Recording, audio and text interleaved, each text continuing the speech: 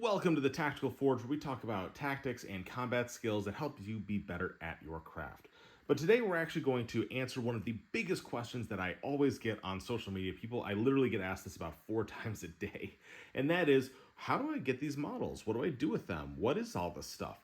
Because unfortunately, in the larger tactical community, there's a big divide between like actual tactics and combat skills and tabletop wargaming and miniatures, like what you see here. And I think there's a lot of value in blending the two and learning how these games can really be useful in both kind of a classroom setting, but also just kind of exploring the world a little bit in things that you may not have access to, like, Bradleys or machine guns, and kind of understand combat skills more broadly. It really can open up your eyes to a lot of stuff that you may not see in your specific job as an infantryman or your specific job as a tanker, stuff like that. So as we go into it, you may be looking at this stuff and realize, wow, this is my kind of autism. I love models. I love model trains.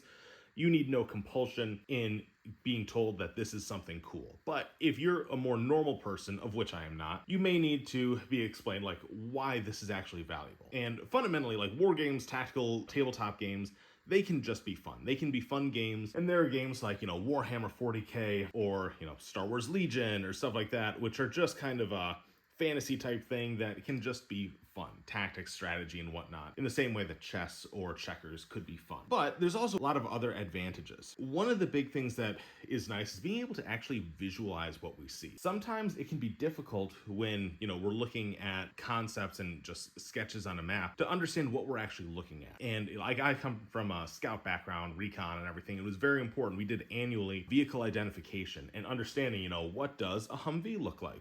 What does a Bradley look like? And do you know the difference between a BMP-2 and a BMP-3? How about a T-72BV versus a T-80?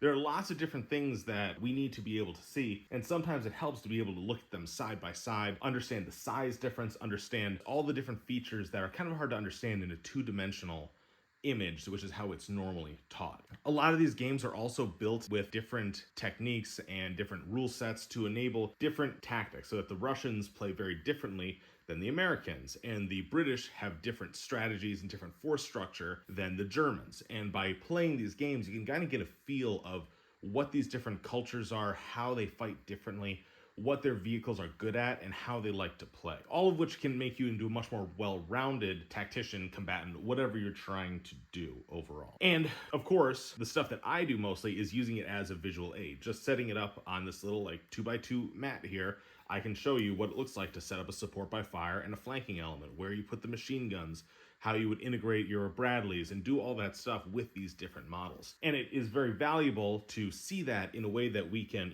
students can pick up the models and see, okay, this is a fire team. This is a Bradley.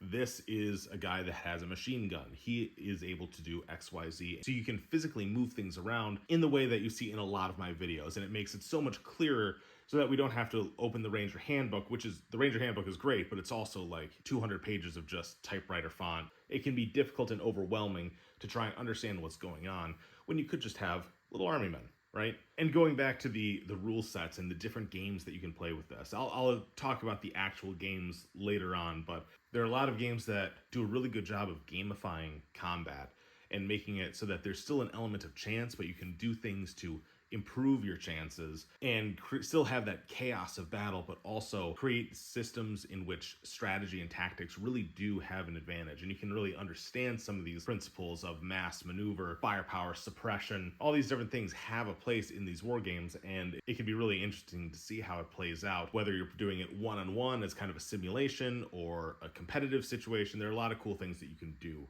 Now, when we talk about the actual models themselves, we have 3 distinct scales that we can play with. First, we have 28mm or 1:48 scale. Then we have 15mm or 1:100 scale. And then lastly, we have 6mm scale or 1:285. So when we say 15mm or 48mm or 6mm, what we're saying is that is the height of a person standing. So 15mm is the height of one of these guys. The 1:48 scale has 28mm high minifigures. And then the smallest scale has 6mm. The 1:48 scale, or 28mm, is really awesome for really highly detailed stuff. So you can see this guy is from Spectre Miniatures. He did a phenomenal job painting all of this stuff. And they have their own rule set and everything. And it's really cool to have these guys because you can set them up and do a lot of really cool individual and team level tactics. Really good for like CQB type stuff if you want to play around with that and have your team talk about what that looks like. You can also find lots of STLs like these guys. I actually 3D printed and painted them all myself. Very simple to do. If you have a 3D printer, you're probably very familiar, but I'll talk more about that in a little bit. And you can then also get other games, like if you want to have more fun with it and play with toys, make it more engaging for the younger generations. You can also do like Star Wars Legion is a very fun rule set. And you can do, clones or droids and all that stuff. I think the scale might be a hair larger, but it's not that big of a deal. You could also be doing 40K. I think that may be more on the fun side. I think that this stuff is probably better overall. But if you really want to have fun with it, you can do 40K. I think the models on those are a hair larger. I forget what the actual scale on that is. But the big issue with 28mm scale is that you have a really small workable space. So naturally at a 1:48 scale, that means that if you have a 2x2 mat, like this is just a neoprene mouse pad type thing, 2x2, that means that 2 feet from here to over here is 35 yards. And if that's all you're working with, like this is very much a close quarters thing. Like, how do you go, and you're talking about how do you go and clear around a vehicle and what individual teams and buddy teams look like and how you do that. It's very hard to talk about larger elements in movement and also what happens at farther ranges because you're so darn close. It can be really difficult to talk about broader tactics overall. When we want to talk about larger things, we go into the 15mm scale, and you see me use these guys a lot as well. Like I said, 15mm, 1:100, so that our 2 feet here is more like 200 feet, about 60 yards. So now it's a little bit more reasonable to talk about larger distances. We're talking about fire teams and machine gun teams, and we can talk about larger squad and even platoon tactics if we want to say like how do we set up a patrol base or how do we do movement techniques, things like that. You can model stuff like this really, really well and do different things in that sense as well. The big game systems here are Team Yankee and Flames of War. Flames of War is the World War II. Team Yankee is the Cold War. So you get a lot of like American, Russian, British, German, and you can get all the different vehicles and stuff to go with it at 1:100 scale. And they have their own bases and everything like that. 15mm scale is a really good hybrid between the larger stuff and the smaller stuff where you can still get a lot of good detail and have defined troops and everything like that. You can have a really good library of physical vehicles if you're trying to do vehicle identification and really have a lot of cool stuff in a small package. But if you want to go even smaller, then we have the 6mm 1:285 scale. And these guys are small. They are, you can see in scale to my fingers, they are very small pieces, but you can fit a lot of them. And these guys are really nice because we can set up like whole little villages. We can set up large areas and do actual like maneuver, like realistic scale of maneuver at the platoon and company level, and even do combined arms, because the vehicles are so small. It doesn't take up that much space to have an infantry platoon with Bradleys or tanks or helicopters or anything like that. You can do a lot of cool stuff and you can actually spread out quite a bit. This is actually what I do a lot when I was still in the Army. My first unit actually had a really cool tabletop. I believe it was like 4 feet by 4 feet, maybe even larger. And the whole thing was set up at 6mm scale. And with that, you were able to do a lot of really cool stuff and talk about like platoon things and go through like a tabletop sticks or FTX type thing where people could actually go and make decisions at the squad and platoon level and see how it would play out based on the terrain and the enemy and all sorts of stuff like that. And you can do that because at the 1:285 scale, the 6mm scale, basically if a 2 foot by 2 foot area, like we talked about this little mat, that means you've got 200 yards from here to here. That's a lot of space, which is very much like a more realistic approach of saying like, how far can you actually shoot your weapons and stuff like that. Whereas sometimes the rule sets make it a little bit silly, saying that like, oh, these troops can only shoot 12, 24 inches, which is not really realistic. So sometimes it's nice to be using these guys. And you can also fit a lot more of these guys in a smaller area. It's very portable, very compact, doesn't take up a whole lot of space. If you want to do the 6mm scale, the big game to be playing with it is Micro Armor made by GHQ. And you can get, these are all the different troops and they're all metal and then all the different vehicles, and they can be a little expensive, but you can also 3D print it. There are lots of models out there. that you can 3D print all of this stuff at. Like I believe these are the exact same STL that I used to 3D print, just scaled up or scaled down as needed. And if you want to start getting into this with any of the games that I've talked about or making your own stuff, Thingiverse is your best friend for getting STL files for you to 3D print yourself. Or you can go on Etsy, eBay, and you can find like people's individual creations and you can buy the actual models, they'll ship it to you and whatnot. The games themselves, if you want to go and actually buy the games that these pieces are to, again, Spectre Miniatures, Team Yankee, Flames of War, and then Micro Armor. All of these games can be found at various game shops. You may not have as many like historical wargaming, but at the very least, you'll be able to find a lot of things like bases and terrain and accessories, paints, stuff like that to help you make what you're looking for. And I'll talk more about that at the end of how we actually go about painting and doing all the things in a way that's easy. Like not everything has to be this museum quality paint job that Spectre Miniatures does, which is just phenomenal. But, a little bit goes a long way. You see, this is how I actually paint it. And you can see, it's not that complicated, but it shows a lot of cool stuff. Now, once we've got our miniatures actually figured out and what scale we want to talk about, now we need to figure out how we're going to populate the world with obstacles, terrain, all the different things that makes combat dynamic, right? So everything from trees and vegetation to, walls and things like that. What is cover? What is concealment? These are things that enable you to make decisions, all that METC stuff that we want to talk about. So at the 28mm side, we have a lot of, individual trees, oil cans, jersey barriers, rock walls, logs, stacked vehicles, things like that, where we're talking about, the team and smaller individual type stuff that you can move around. Some of the stuff is universal one way or the other. For example, I made this myself. This is a firing indicator to show that one person is firing. And that works great at that scale, and it also works pretty good at the small scale too, to show that those guys are shooting over there. Similarly, other things that I've designed myself, what's his sector fire? Oh, he's looking in that direction, whereas, these guys, if they're over here, this is their sector fire. This is where they're looking. So you can have these little tools and everything that enable you to show what is actually going on at that scale. Similarly, you can have things like, this is just a piece of brown canvas. This is blue canvas. Naturally, you could put this up and say, this is really muddy area, so vehicles are going to get stuck. This is just a pond or a stream or something like that. I'll often use black masking tape to show this is a road, asphalt going through, to show, quick avenues of approach, things like that. And much of that stuff can be scaled up or down. It doesn't need to be a specific scale. I can use this to demonstrate a muddy area for the 6mm scale just as easily as I would do it for these guys at the larger 28mm scale. And if you want to get some topography, the easiest way to do this is typically just take some cardboard and cut out circles of different shapes, just like the different layers of a topographic layer, and then you stack it with hot glue. I'm using cardboard or fiberboard, stuff like that. It's super easy, and you can make it as big or as small as you want. Other things that work great in both sizes, you can have smoke markers. That works great at all scales. Explosions, naturally, they're going to be smaller explosions here versus a very large explosion over there. All that sort of stuff translates very, very well. Things that don't translate well that you need to scale up or down depending on what different scale you're using. You have buildings, obviously, naturally. This doesn't make any sense for a 28mm mini. It needs to go with the appropriate size, these guys over here. So smaller buildings for the smaller guys, large buildings over here. Same with vehicles, same with trench systems or fighting positions that you see over here.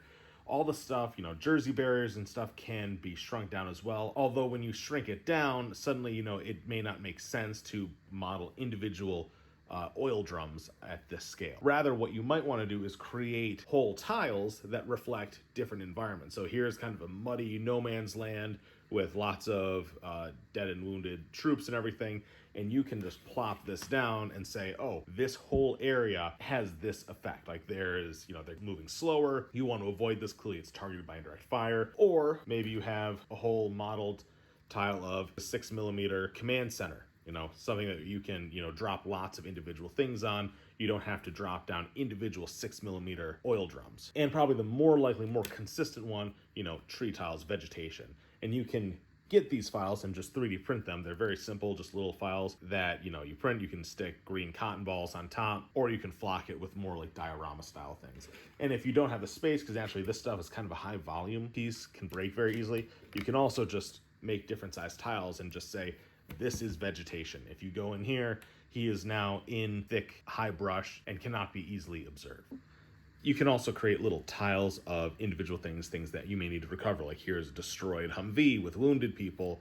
Here's a downed UAV that you may need to recover. Things to create objectives so that, these guys have the objective to get over here. But typically this is going to be done at a specific scale. You're not going to, have these guys go try and recover this miniature Humvee. You'll see that with a lot of these pieces, I designed them with just like red bases to make it very apparent when I'm teaching in this video format, so that I show you who is the good guy, who is the bad guy, who are the Russians, Americans, whatever, to kind of show you just a red versus blue type thing. But you can also make this very compelling at like a small scale, create little diorama type things. Each base can be a little bit different. I don't do this very often because it's just very hard to see on the camera. When I put it down over here, it becomes very unclear who's the good guys, who the bad guys are. But if you're doing this in an in-person classroom setting or just for your own fun, like you can do some really cool stuff to show all the different things that go in a fire team. Like these are Cold War British guys, and you can really have fun modeling them and showing all the different capabilities of the nation or fighting force that you're trying to depict. Like there's their Milan missile and all that stuff. A lot of these terrain pieces can be found on Thingiverse. The buildings, of course, I did not design. I printed all of these myself from various designers. Some of the stuff I did make, though. I designed and printed all these oil drums, jersey barriers. We have a modular CQB type room pieces that I have over here. The rock walls I did, all these tiles, the individual bases. All this stuff you can find on my Etsy shop. We have an online listing that has all the different STLs to include some of the minis and everything as well. And then anything that I didn't design, we actually have a full library of links that you can go to download from the actual creator so that they get credit for what they do. And that whole listing is going to have all the different things we talk about here, all the different scales, all the different games, all the different rule sets and links to everything you need, as well as all of the actual STL files of things that I myself have created. So now let me circle back and talk about the actual games that we're playing here. And I'm going to focus right now on Team Yankee. Like I said, there's also Spectre, there's Bolt Action, you can be playing 40K, Star Wars Legion. There's lots of different rule sets out there, Micro Armor. Team Yankee is the one I'm the most familiar with, and this portion is going to be kind of just to introduce this concept to guys that have not played this before and have never played a tabletop before. So if you've done this, if you're familiar, you could probably skip this part. But basically, Team Yankee is a game where it's set up where the rules are a little weird, but they are like 2 pages, 1 page front and back. The rules are free, which is nice, and you can buy decks of the cards that have all the different vehicle, unit specs, weapon characteristics, and all that stuff, which makes it really, really easy. So if you've ever played 40K, you know that that is a little bit of a downside where you have to have these huge books to explain all the rules. Whereas this game system does make it quite simple, and you can have all the different stats of different vehicles and capabilities on hand right there. If you want to get started in this, get the book. This is probably the easiest way to get started. The book is great. They're not terribly expensive, and it goes through and gives you all sorts of different background.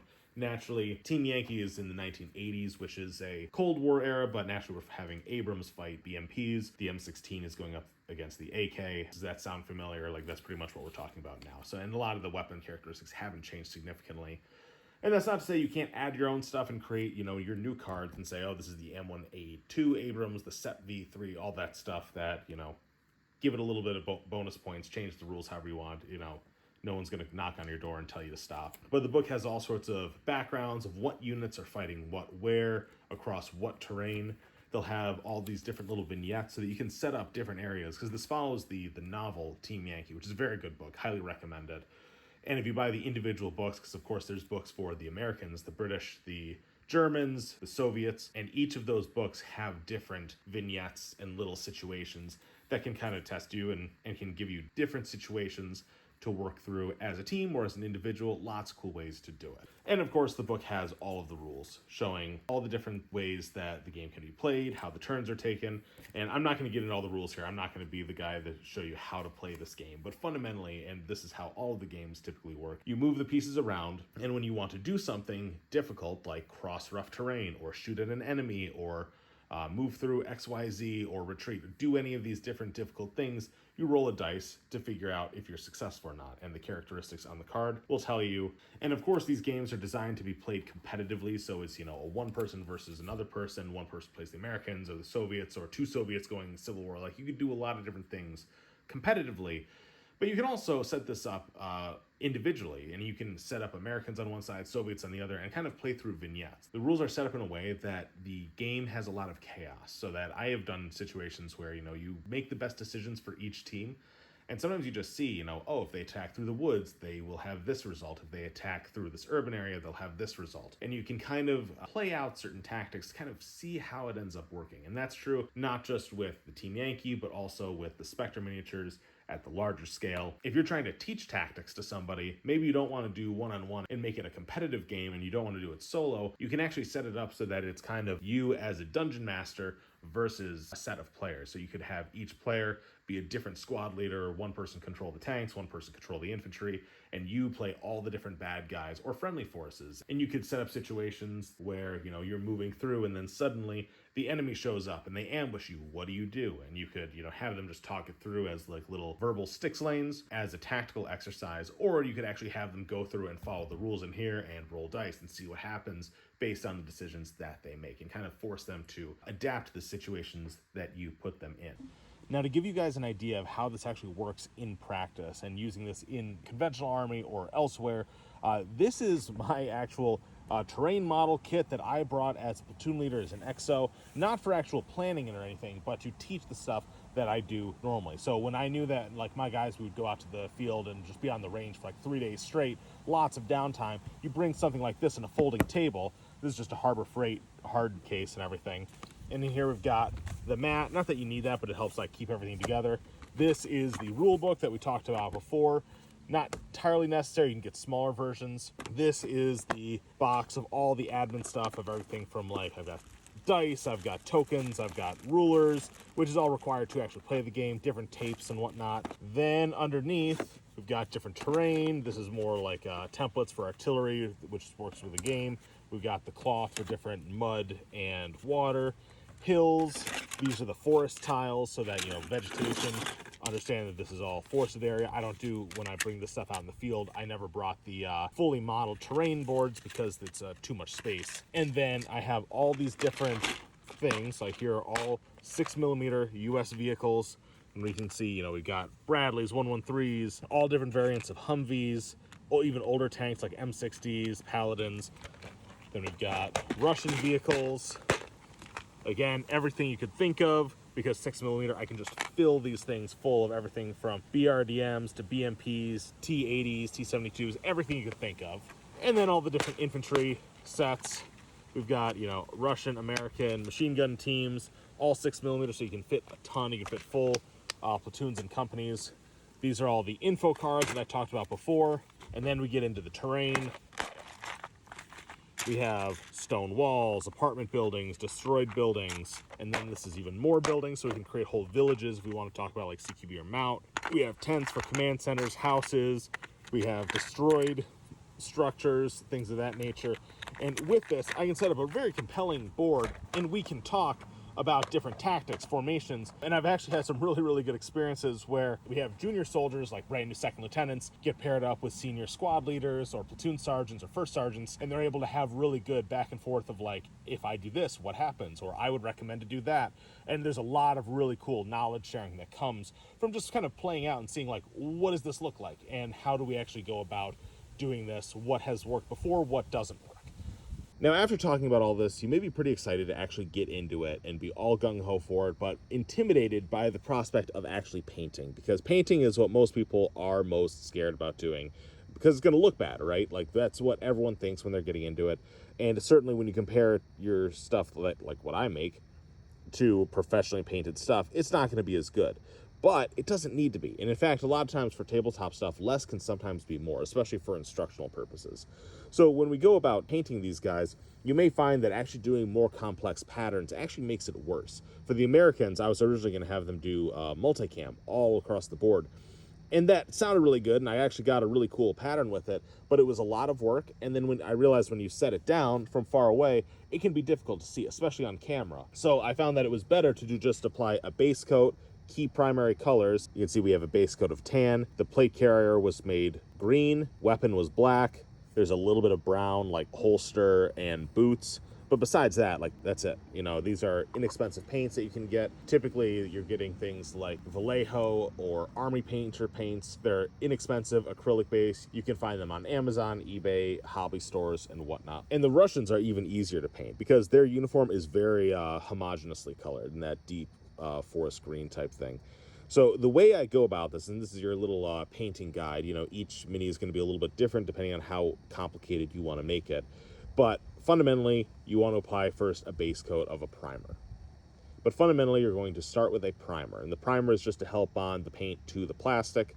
You can have any sort of primer, like automotive primer. It doesn't matter. It's just whatever you've got in your garage.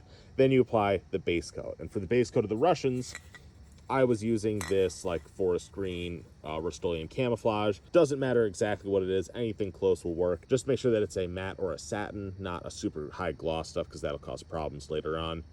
Then you go through and find other key colors. For the Russians, it's very easy because their pouches and packs and everything are all pretty much that same ratnik green color. So you just paint the rifle black, goggles black, boots black, let that dry, then go through and apply the skin tones. Cobalt skin is the color I use for the skin, just a super pale skin. When you paint this stuff, it can be advantageous to think of it as theater makeup in the same way that a lot of actors on Broadway plays, they wear really, really aggressive face paint to make their skin very pale, their cheeks very rosy, their eyebrows really, really distinguished, so that from a distance, you can see all that stuff going on. You know, I can move this guy way back here and you can still see his pale hands and face against a black rifle and uniform.